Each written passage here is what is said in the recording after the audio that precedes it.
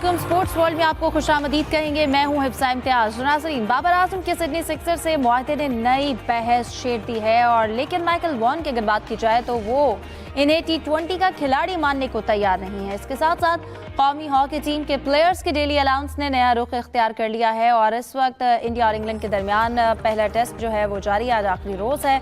अब इस हवाले से बात करेंगे और दीगर मौज़ूआत को शामिल गुफ्तगू करेंगे। हमारे साथ स्टूडियो में मौजूद हैं जाहिद मकसूद साहब, यूसुफ अंजुम और हमारा साथ दे रहे हैं सलीम खालिक साहब भी। तमाम पैनलिस्ट को वेलकम कहूँगी और उम्मीद करती हूँ आप लोग खैरियत से होंगे।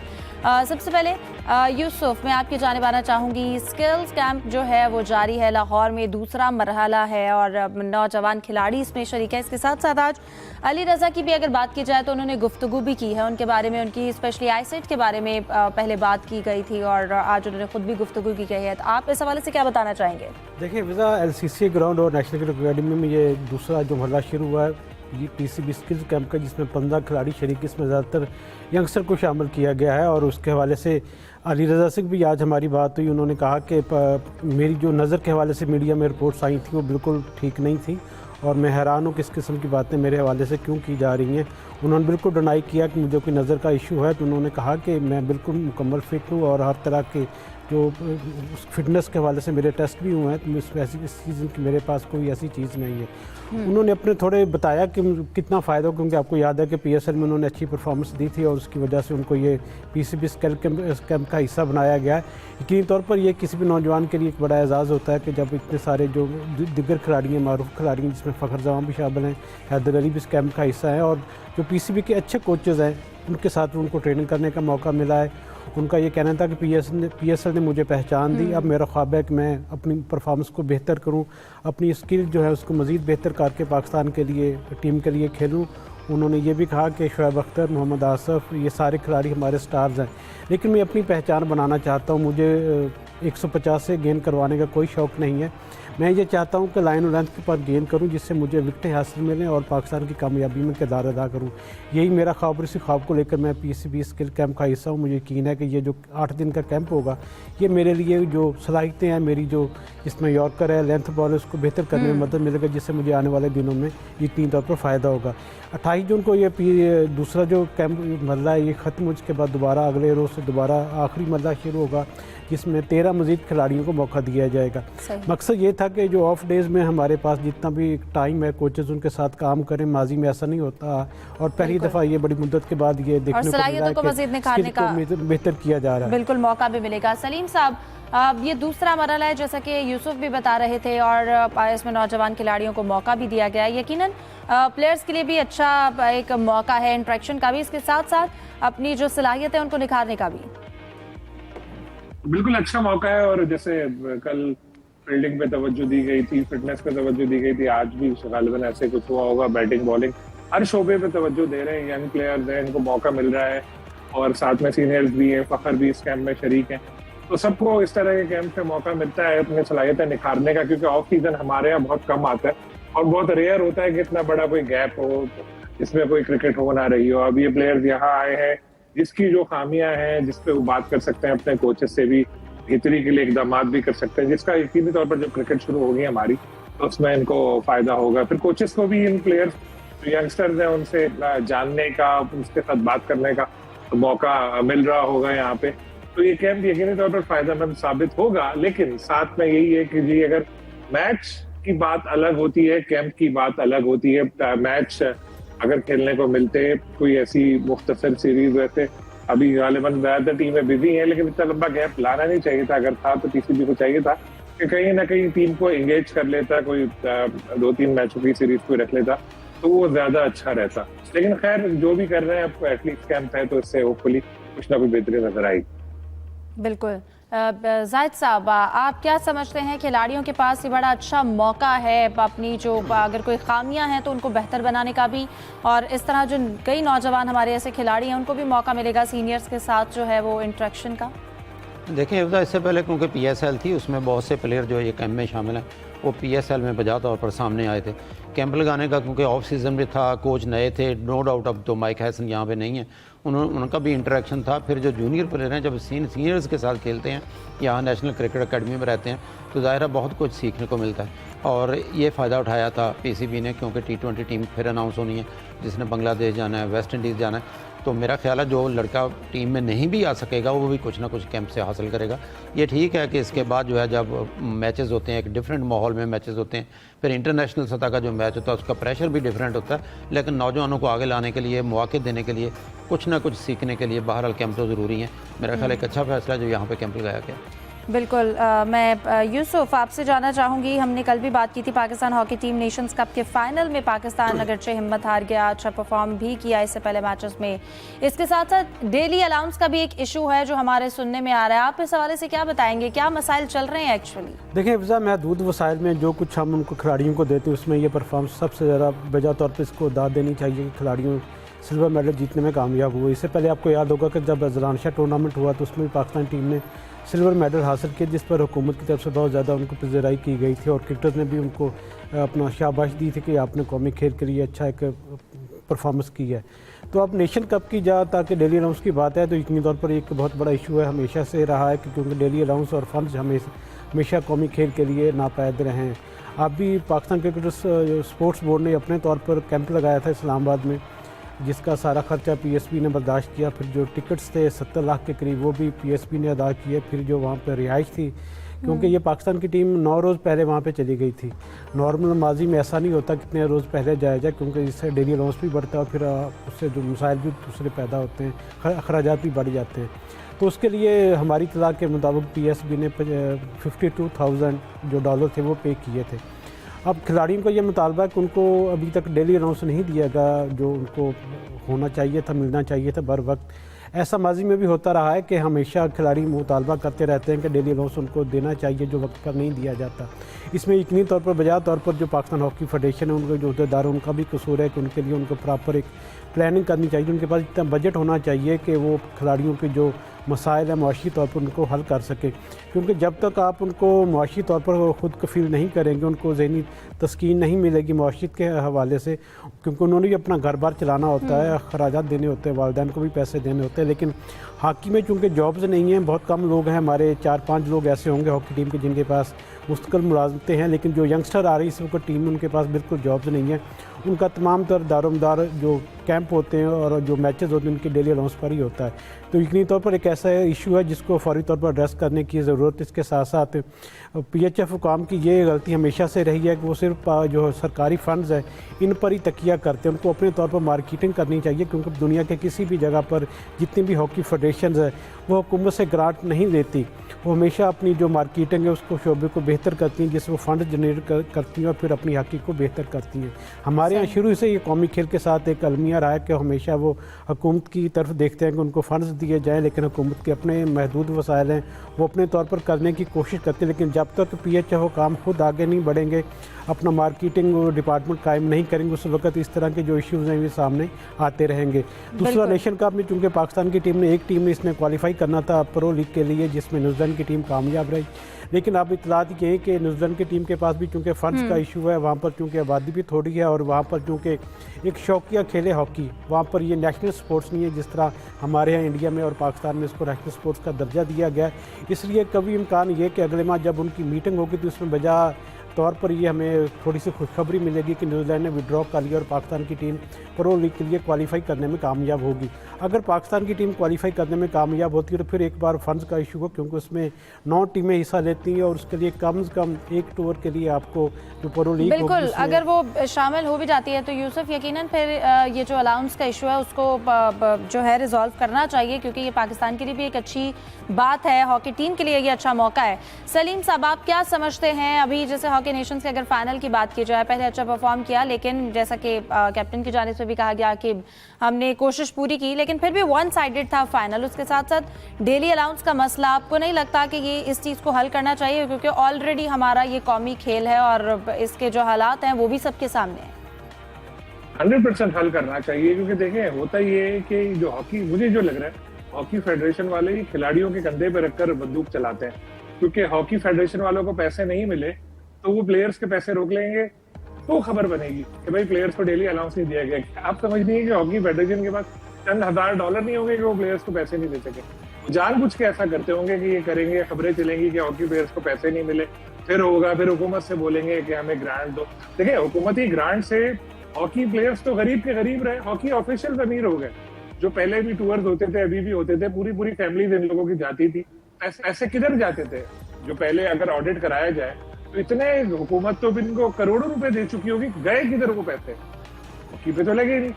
अभी भी ऐसा इतना बुरा हाल नहीं होगा कि इनके पास प्लेयर्स को देने के पैसे नहीं होंगे, लेकिन क्योंकि इनको ग्रांट चाहिए होगी तो उन्होंने इस तरह किया। लेकिन अब खैर परफॉर्मेंस अच्छी रही है, तो हुकूमत को भी चाहिए कोई ऐसा सिस्टम बनाए जिसके तहत जो प्लेयर्स हैं उनको अदायगी डायरेक्टली हो या किसी और तरीके से हो, कि कोई ऐसा अगर पैसे दे भी रही है तो उसमें से तय करे कि यार ये इतने पैसे जो हैं ये तो प्लेयर्स के मुआवजे के हैं, इतने पैसे उनके डेली अलाउंस के हैं, इतने पैसे उनके टूर्स के हैं, बाकी आप लोग देख लो। तो फिर हमारी हॉकी आगे भी जाएगी और इस तरह प्लेयर और भी लोगों में शौक बढ़ेगा। अभी हॉकी की ज्यादातर नेगेटिव खबरें आ रही होती हैं कि प्लेयर्स को पैसे नहीं मिल रहे, प्लेयर्स को ये हो रहा है। परफॉर्मेंस तो देखें, वक्तन फवक्तन उनकी सामने आती है, अभी भी फाइनल में पहुंचे, बहुत बड़ी बात है। इस हाल में कि हमारे मुल्क में हॉकी इतनी पीछे चली गई है, अगर अब भी हमारी टीम फाइनल खेल रही, बहुत बड़ी बात है। तो ये देखना पड़ेगा, हुकूमत को कुछ ना कुछ ऐसा सिस्टम बनाना पड़ेगा, क्योंकि मुझे लग रहा है हुकूमत का ट्रस्ट खत्म हो चुका है हॉकी फेडरेशन पे, इसीलिए फंड्स के उनके रोक लिए जाते हैं। फिर जिस तरह यूसुफ साहब फरमा रहे थे कि खुद कफील बनना पड़ेगा, लेकिन बदकिस्मती से खुद कफील तो क्रिकेट बोर्ड भी जो है, क्रिकेट बोर्ड के पास पैसे कहाँ से आ रहे हैं? क्रिकेट बोर्ड को दे रही है आईसीसी पैसा, आईसीसी पैसा दे रही है बहुत ज्यादा, और एक पीएसएल की एक फ्रेंचाइज मुल्तान सुल्तान से ही 1.25 अरब रुपए सालाना मिल जाते हैं। और अपना उनका भी कोई ऐसा सिस्टम नहीं है कि मार्केटिंग का बहुत बड़ा, वो एक जगह दे देते हैं, वो लोग आगे बेच रहे होते हैं। आईपीएल में आपको नजर आ रहे होते हैं कतर एयरवेज फलाना, यहाँ क्यों नहीं होता? पीएसएल में या पाकिस्तान क्रिकेट में ये सारी एयरलाइन यहाँ से बड़ी बड़ी फ्लाइट जाती है, यहाँ क्यों नहीं एमिरेट्स, कतर या दूसरी एयरलाइन जो है सपोर्ट कर स्पॉन्सर कर रही होती है पाकिस्तान क्रिकेट को? आरामको या दूसरी कंपनियां, सऊदीया तो हमारा बहुत बड़ा दोस्त है, हमारी क्रिकेट में क्यों नहीं आती? हालांकि हमारी परफॉर्मेंस तो इतनी बुरी भी नहीं है। तो ये देखना पड़ेगा, इक़दाम करने पड़ेंगे, कोशिश करनी पड़ेगी, अपने आप को बताना पड़ेगा, दुनिया को बताना पड़ेगा कि हम लोग क्या है, हम लोगों ने क्या किया है, क्या कर सकते हैं। तो हॉकी, क्रिकेट, सब में पैसा आएगा। ऐसा नहीं है कि बिल्कुल भी सब लोग भाग रहे हैं, कोई पैसा देने को तैयार नहीं है। ट्रस्ट पहले ट्रस्ट जीते। बिल्कुल, अब जो है वो पैसे आ सकते हैं। जाहिद साहब, आप क्या हल देखते हैं डेली अलाउंस का जो मसला चल रहा है? आपको क्या लगता है इसका कैसे हल निकाला जाएगा? देखिए, थोड़ा सा जिक्र करूंगा नेशंस कप का, जिसमें हमारी हॉकी टीम गई थी और तवक्कुआत से ज़्यादा बेहतर खेल पेश किया। अगर मगर के चक्कर में तो हमेशा हमारी टीमें रहती हैं। जापान अगर एक गोल और उनके खिलाफ हो जाता तो पाकिस्तान नहीं पहुंच सकता था। सेमीफाइनल पाकिस्तानी टीम बहुत अच्छा खेली, बल्कि उससे हमारी उम्मीदें हाई हो गई कि फ़ाइनल भी बहुत अच्छा खेलेगी। फ़ाइनल में शुरू से ही अटैकिंग खेल का मुजाहरा किया न्यूजीलैंड ने, और उसका नतीजा हमारे सामने है कि पाकिस्तानी टीम प्रेशर से ही नहीं निकल सकी। और मुझे याद आता है 2006 में गालबन कॉमनवेल्थ गेम्स थी, उसका फाइनल पाकिस्तान और ऑस्ट्रेलिया के दरमियान हुआ था, और उस वक्त के इंग्लैंड के जो वज़ीर-ए-आज़म थे टोनी ब्लेयर, वो चीफ गेस्ट थे। जब वो भी वन साइडेड मैच हुआ तो उन्होंने बाद में जो खिताब किया था, अपनी तकरीर की थी, उन्होंने कहा था कि पाकिस्तानी टीम को 2 चीज़ें करनी पड़ेगी, एक अटैकिंग हॉकी खेलनी पड़ेगी, एक अपना स्टेमिना बेहतर करना पड़ेगा। तो ये भी नज़र आया कि न्यूजीलैंड ने जो स्टार्ट से प्रेशर डाला, एंड तक फिर न्यूजीलैंड पाकिस्तानी टीम उसे संभल नहीं सकी। जहाँ तक डेली अलाउंस का तल्लक है, क्योंकि आज ही जो न्यूज़ आई हैं 5600 रुपये के चेक मिले हैं चंद खिलाड़ियों को, और बाज़ ये कहा जा रहा है कि ये बहुत कम पैसे हैं, तो वो उनको कन्वेंस अलाउंस दिया गया है। गालबन टीवी के प्रोग्राम की रिकॉर्डिंग है या किसी मकसद के लिए, क्योंकि दूसरे खिलाड़ियों को भी बुलाया गया। वो डेली अलाउंस जिस पे बहस हो रही है वो वाला डेली अलाउंस नहीं है। लेकिन मैं तो हमेशा इस चीज़ का हामी हूँ कि डेली अलाउंस टाइम पे मिलना चाहिए प्लेयर्स को, क्योंकि जाता है तो वो मुतमईन होते हैं, घर वालों को पैसे देने होते हैं, बाहर से को गिफ्ट भी लाने होते हैं। ज़ाहिर है अगर कौमी खेल है उसको हमने ज़िंदा रखना है, तो प्लेयर्स की हौसला अफजाई करनी पड़ेगी और टाइम पे देना पड़ेगा। और फिर वही मौका मैं आज फिर दोहराता हूँ कि इनका ऑडिट होना चाहिए, चीज़ें सामने लानी चाहिए कि जितने पैसे मिलते हैं वो कहाँ जाते हैं। माजी में भी हमने कई दफ़ा सुना कमेटी बनी है, ऑडिट हुआ है, और वो रिपोर्टें जो है फिर वो उनको लॉग में बंद कर दिया जाता है। ये चीज़ें सामने लानी पड़ेंगी और फेयर होकर खेलना पड़ेगा। तो टैलेंट है लड़कों में, ये नहीं कहा जा सकता कि पाकिस्तानी खिलाड़ियों में टैलेंट नहीं है। टैलेंट भी है, और चीज़ों को ज़रा सामने लाके बड़ी क्लियरली जो है उनको हल करने की ज़रूरत है। और इस हवाले से कुछ और भी बात है यूसुफ जिस पे क्लैरिफिकेशन लेना चाहेंगे, आप इस हवाले से क्या बताएंगे? कुछ पाकिस्तान स्पोर्ट्स बोर्ड ने कुछ खिलाड़ियों को इस्लामाबाद बुलाया, उनको चेक भी दिया गालिबन 5600 का, तो इस हवाले से क्या कुछ कंफ्यूजन है, कुछ चीज़ें क्लियर नहीं है, आप क्या बताएंगे? देखें हिफ्ज़ा, इसमें कोई ऐसी बात नहीं है जिस तरह रिपोर्ट किया जा रहा है कि कोई कल यहाँ पर कोई इस्लामाबाद में कोई ज़ोहराना दिया जा रहा है जिसमें तमाम टीमों को बुलाया गया, हॉकी टीम को ख़ास तौर पर, ऐसी कोई बात नहीं है। वहाँ पर एक टीवी शो की रिकॉर्डिंग हो रही है जिनके पाकिस्तान स्पोर्ट्स बोर्ड हुकूमत ये पाकिस्तान ये चाहती है कि जो उसने स्पोर्ट्स के लिए किया है उसको ज़्यादा से ज़्यादा प्रमोट किया जाए, और इसी के लिए वो एक टीवी शो के लिए रिकॉर्डिंग का वहाँ पर अहतमाम किया कि जिसमें जो अरशद नदीम उनको मदऊ किया गया, वेट लिफ्टर नूर दस्तगीर भट्ट को वहाँ पर बुलाया गया, इसके साथ साथ हॉकी टीम के कप्तान इमाद भट्ट, हनान शाहिद, मुनीबुर रहमान, सुफियान खान को वहाँ पर मदऊ किया गया है। मकसद ये है कि हमारा जो अच्छा एक पाकिस्तान स्पोर्ट्स बोर्ड ने उनके लिए किया, अब तक उनको इस सतह पर पहुँचाने में इसमें उसको थोड़ा हाईलाइट किया जाए। तो उसके लिए उन्होंने ट्रांसपोर्ट के तौर पर जो 5600 रुपये का चेक भिजवाया, जो मैं समझता हूँ कि इसको बहुत कम है, इसको ज़्यादा होना चाहिए था, क्योंकि 5600 का तो आजकल आपको पता है कि टोल टैक्स ही वहाँ पर लग जाता है अगर आप गाड़ी पर जाते हैं। तो इतनी तौर पर इसको थोड़ा बेहतर बनाने की ज़रूरत है। और साथ साथ मुझे जो मेरे ज़रा ने कन्फर्म किया कि अगले हफ्ते पाकिस्तान स्पोर्ट्स बोर्ड एक तकरीब रख रहा है जिसमें अरशद नदीम को उसके लिए ऑनर की जाएगी, जिसमें क्योंकि आपको याद होगा कि एशियन एथलेटिक चैम्पियनशिप में उसने गोल्ड मेडल जीता था। तो इस तरह जिस दीगर खेलों में जिन खिलाड़ियों ने परफॉर्म किया, जिसमें नूर दस्तगीर भट्ट ने भी 2 गोल्ड मेडल लिए थे, उनके लिए इनामी रकम जो तकसीम की जाती है प्रोटोकॉल के तहत जो PSB ने बना रखा है, वहाँ पर उसकी तकरीब होगी जिसमें तमाम खिलाड़ियों को मदऊ करके उनकी इज़्ज़त अफजाई की जाएगी। तो डेली राउंड्स और ये जो ट्रांसपोर्ट का इशू था, ये यकीनी तौर पर जो इसको थोड़ा मिस रिपोर्ट किया गया था मीडिया में। सही, ठीक है। ये जो अमाउंट दिया है, यकीनन जैसे कि आपने कहा कि इतना तो एक टोल टैक्स भी चला जाता है जब आप यहाँ से इस्लामाबाद के लिए जाते हैं। बहरहाल इस पे जो क्लैरिटी थी वो यूसुफ से हमने इस पर ली भी है। मज़ीद टॉपिक्स को डिस्कस करेंगे एक ब्रेक के बाद। हमारे साथ रहिए।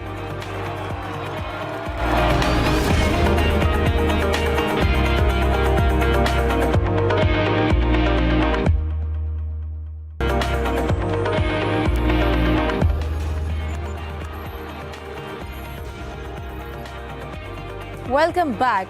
डिस्कशन को कंटिन्यू करते हैं। मैं सलीम साहब आपकी जानिब आना चाहूँगी। हमने जब भी देखा है क्रिकेट में, स्पेशली पाकिस्तान और इंडिया के खेल को लेकर, तो कभी भी कोई अच्छी बात नहीं की गई, स्पेशली इंडियन मीडिया की जानिब से या उनके बोर्ड की जानिब से।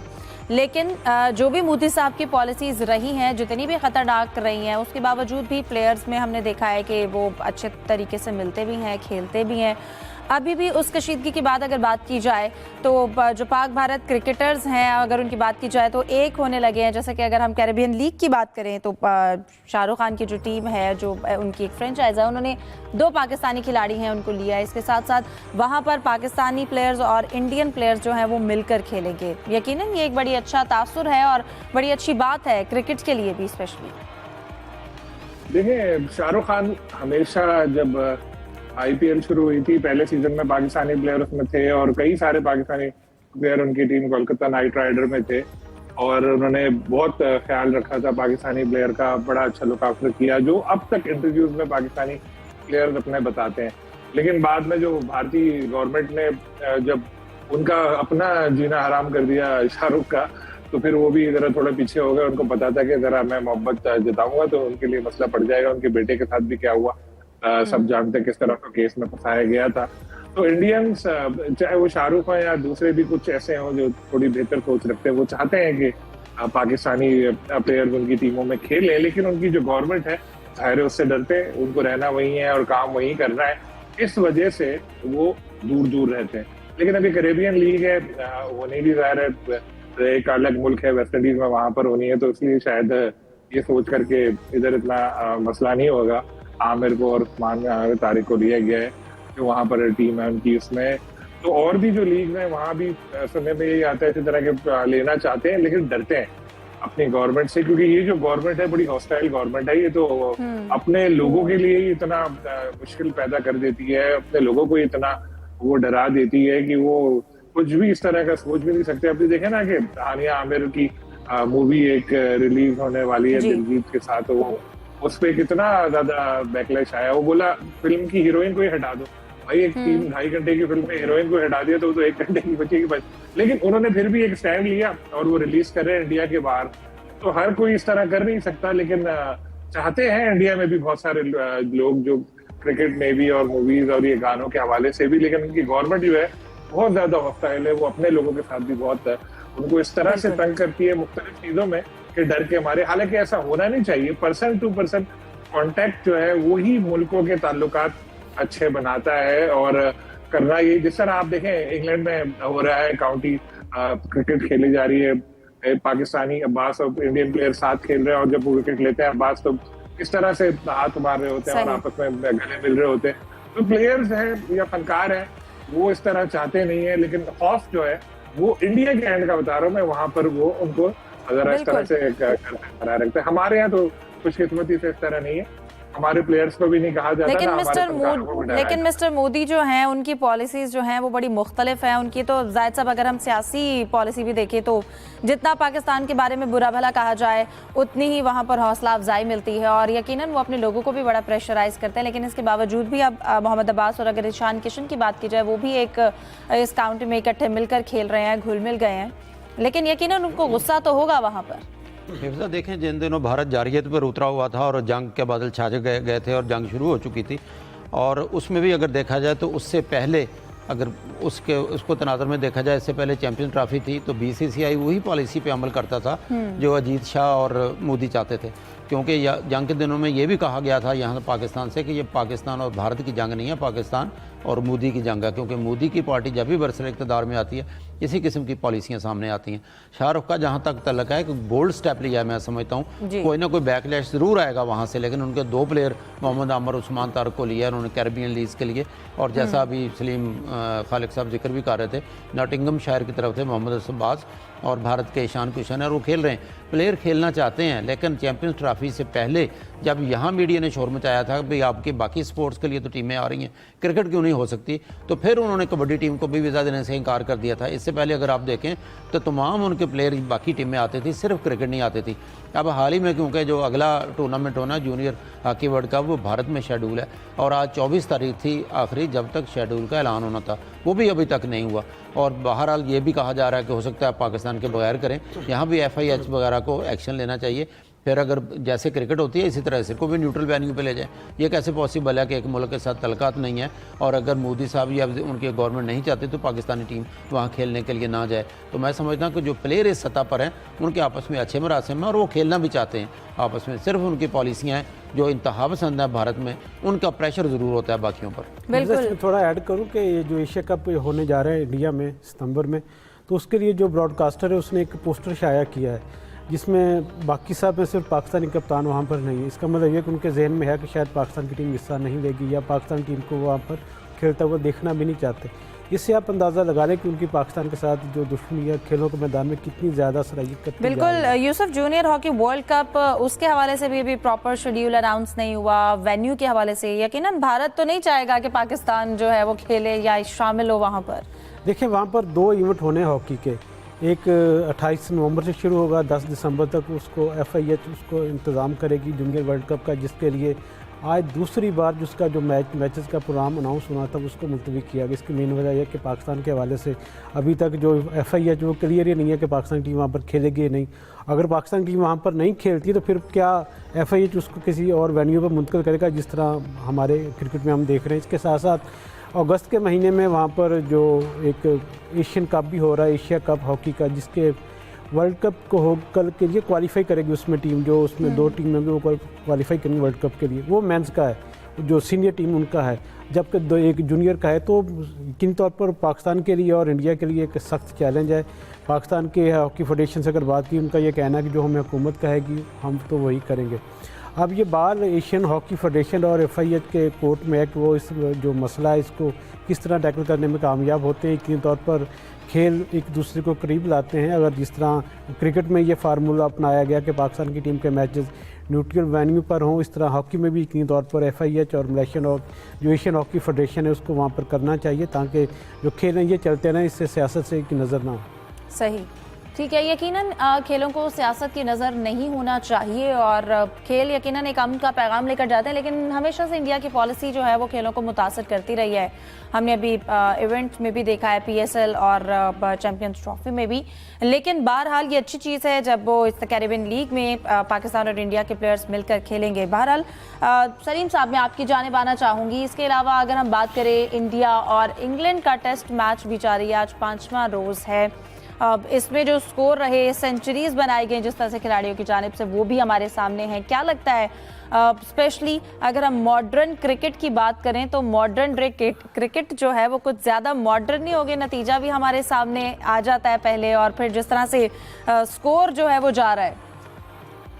देखिए 371 का टारगेट गालिबन मिला है इंग्लैंड को, और बड़ा पॉजिटिव खेल रहे हैं। पहले ही उन्होंने 250 से ज्यादा रन चाहिए अभी भी जी, 117 कर लिए थे पहले ही सेशन में, और वो कोशिश पूरी करेंगे।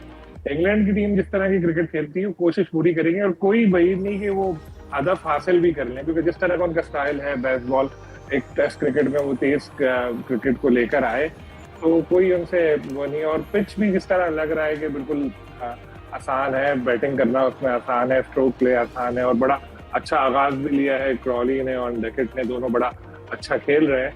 तो बड़ा इंटरेस्टिंग मैच हुआ ये, और बैट्समैन हावी रहे, बड़ी बड़ी इनिंग भी खेलने को मिली। और देखें इंग्लैंड में टेस्ट क्रिकेट असल जो पसंद की जाती है वो इंग्लैंड में ही है, और वो लोग सही मानों में उसको टेस्ट क्रिकेट को अहमियत देते हैं। हमारे इंग्लैंड में जैसे पहले भी एक बार जिक्र किया था, वहां पर टेस्ट मैच के टिकट भी ब्लैक होते हुए देखे हैं, तो वहां तो बहुत ज्यादा, और शायद उसकी वजह ये भी होगी क्रिकेट इतनी अच्छी होती है वहां पर के लोग इंटरेस्ट लेते हैं, और इंडिया के भी बहुत ज्यादा वहां पर जो इंडियन टीम को पसंद करते हैं लोग मैच देखने के लिए जाते हैं। और कहा जा रहा था कि शायद इंडिया की टीम अपने जो 2-3 मेन प्लेयर हैं बाहर हुए हैं, रोहित कोहली भी नहीं है, उसके बाद शायद कमजोर नजर आए, लेकिन ऐसा नजर नहीं आया, क्योंकि उनकी जो बेंच स्ट्रेंथ है हमेशा से तैयार रही, और वो मौके देते रहे भी यंग लड़कों को। तो आए, उन्होंने नया कप्तान, सब कुछ नया, लेकिन देखें अच्छा परफॉर्म वो लोग कर गए, और इंग्लैंड ने भी उनको टक्कर का जवाब दिया। बहुत इंटरेस्टिंग मैच इस वक्त जारी है, और 2 सेशन बाकी हैं। जैसे मैंने कहा कि कोई बई नहीं, इंग्लैंड जीत भी जाए।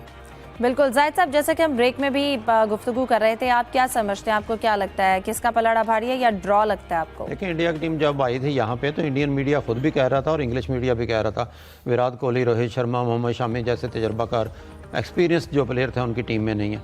और फिर ख़ास तौर पर शुभमन गिल जो है हमेशा ओपनिंग करते आए हैं, उन्होंने इस टेस्ट मैच में खुद को पीछे ले गए और वो ओपनिंग पे नहीं आए, लेकिन 5 सेंचुरियाँ बन चुकी हैं। जो स्मार्ट क्रिकेट या मॉडर्न डे क्रिकेट जिसको नाम दिया जाता है वो यही नाम है। मैं समझता हूँ कि अगर इंडियन टीम पहली इनिंग्स में अच्छी फील्डिंग कर जाती, हैरी ब्रो को 2-3 चांस दिया और 99 कर गए, और अच्छी फील्डिंग होती तो वो कम स्कोर पे इंग्लैंड की टीम आउट हो सकती थी।